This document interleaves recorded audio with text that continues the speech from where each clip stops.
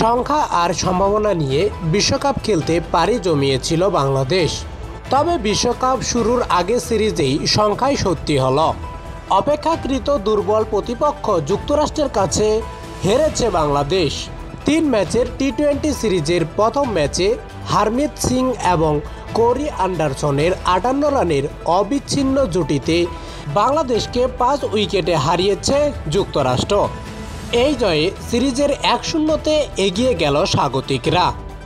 মঙ্গলবার 21শে মে টসে হেরে ব্যাট করতে নেমে নির্ধারিত 20 ওভার শেষে 6 উইকেট হারিয়ে মাত্র 153 রান সংগ্রহ করে টাইগাররা।